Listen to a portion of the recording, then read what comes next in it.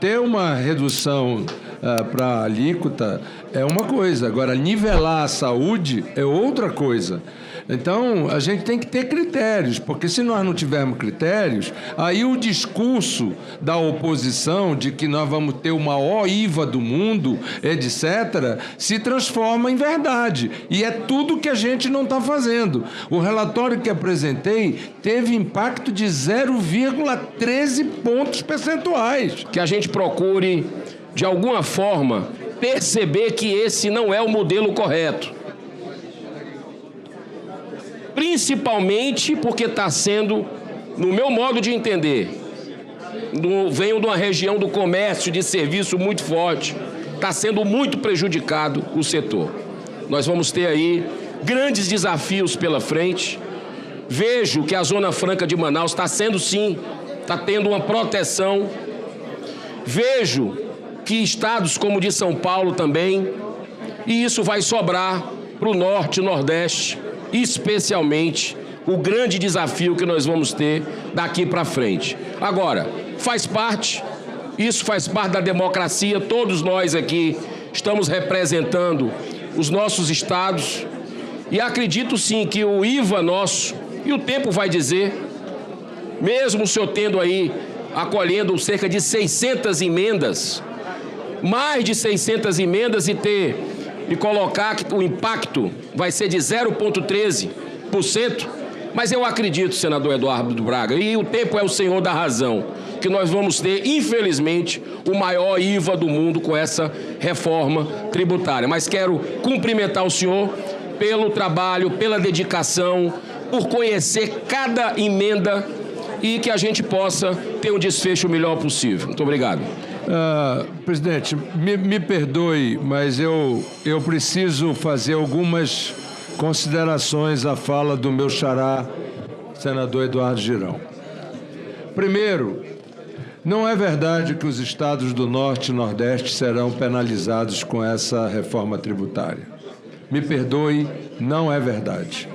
Eu tenho os números dos impactos da mudança de origem e destino para cada um dos estados. E me perdoe, o estado de Vossa Excelência ganha com essa reforma. O estado do senador Davi Alcolumbre ganha com esta reforma. O estado do Pará ganha com essa reforma. Como disse o senador Omar, o estado do Amazonas é o estado que mais perde receita com esta reforma, porque o estado do Amazonas é um estado produtor, não é consumidor, ele é produtor. E agora todo o imposto se transforma. Eu queria som aqui no meu microfone, porque concorrer com a fala palarela, eu preciso de som. Edinaldo, eu preciso de som. Edinaldo, eu preciso de som. Volume aqui. Eu preciso de som. Agora, eu quero dizer a Vossa Excelência que o estado do Amazonas é o estado da Federação Brasileira que mais perde com esta reforma. É o que mais perde. Não é o que mais ganha, é o que mais perde. E eu tenho os números de todos os estados. Quem quiser discutir estado por estado, eu estou à disposição para fazê-lo. Agora, respeito a posição política de Vossa Excelência, respeito a posição política do partido de Vossa Excelência, que fechou questão para votar contra a reforma tributária, mas mesmo assim eu não estou deixando de atender às emendas dos deputados, dos senadores, não estou deixando de atender os pleitos de senadores que eu sei que estão fechados por uma questão política, ideológica, para votar contra, seja qual for a reforma que o Congresso Nacional vai votar. Então, eu apenas quero agradecer a Vossa Excelência, porque Vossa Excelência me deu a oportunidade de botar as coisas no seu devido lugar. Não há Estado brasileiro que perca mais com a reforma tributária do que o Estado do Amazonas. Relator, eu queria destacar alguns pontos. Quando a gente fala, por exemplo, e aí foi levantada aqui algumas questões, a questão de que, olha, não estamos olhando para os estados. Não, mas antes de falar sobre isso, alguém falou, olha, é assodada essa discussão. Vossa Excelência realizou dezenas de audiências públicas aqui nesta casa. Vossa Excelência ouviu todos os senadores uma uma, duas, três, várias vezes, o senador e os seus respectivos assessores. E é bom lembrar que o Brasil espera uma reforma tributária desde a redemocratização desse país. Todos os presidentes eleitos, desde José Sarney até o presente, anunciavam a possibilidade de uma reforma tributária. E nós conseguimos agora, neste governo, conseguimos agora uma alteração criando, portanto, uma norma constitucional com a nossa reforma tributária, e agora nós estamos no PLP. Então não dá para dizer que é assodado, porque nós passamos pela devida discussão dentro desta casa.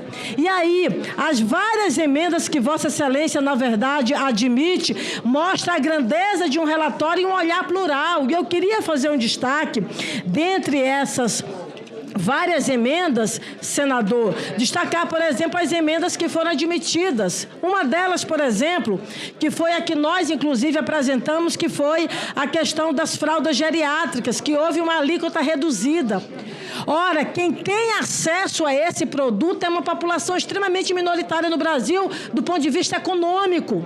Ou seja, as pessoas mais vulneráveis precisam ter acesso a esse instrumento, que, por tabela, é também um instrumento médico. Vossa Excelência reduziu em até 50% a alíquota no que se refere aos medicamentos. E alguns, inclusive, totalmente isentos. Ou seja, é olhar para quem? Para a atividade essencial, para aquilo que é básico para o consumidor brasileiro. Quando a gente fala, por exemplo, do olhar geral para o Brasil, nós levamos aqui, lá atrás, ainda na PEC, por exemplo, senador Amin, um debate com os governadores do Brasil inteiro, para evitar, por exemplo, guerra fiscal, com olhar voltado lá para início, para a origem ou para o destino em relação ao consumo. Então, todo esse debate ocorreu quando da PEC e agora também quando do PLP. Ou seja, foi um debate, de fato, muito exaustivo. E eu queria também fazer um destaque quando Vossa Excelência olhou, por exemplo, para a questão dos produtos, da biodiversidade brasileira, que também olhou e levou em consideração lá a redução da alíquota. Agora, um ponto que agora há pouco a gente sorria aqui em relação aos meus aplausos, agora vão os meus aplausos para Vossa Excelência. Quando colocou, por exemplo, a arma de fogo, a arma letal, exatamente nessa tarifa, não é, nesse imposto seletivo. Ora, todos nós sabemos o que é que significa arma na casa da família brasileira.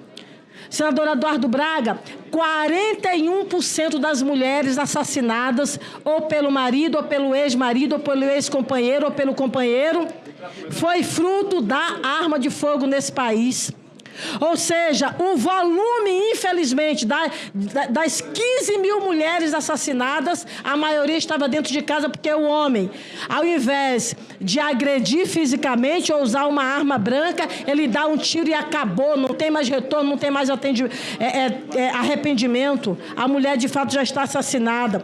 Quando Vossa Excelência coloca a arma nessa alíquota, de fato, nesse imposto seletivo, Vossa Excelência, na verdade, dá a dificuldade para ter acesso a esse instrumento e, por tabela, dá uma maior contribuição ao combate à violência nesse país, do tráfico de armas. Você entra, às vezes, de uma forma pela aquisição da arma, a arma sai para a mão do traficante. Esse é um cenário que a gente poderia fazer um profundo debate aqui sobre armamento, mas não é o caso em questão, é apenas a questão da alíquota. E, portanto, eu quero registrar, relator Eduardo Braga, os meus cumprimentos a Vossa Excelência. A implantação do cashback no Brasil é muito importante.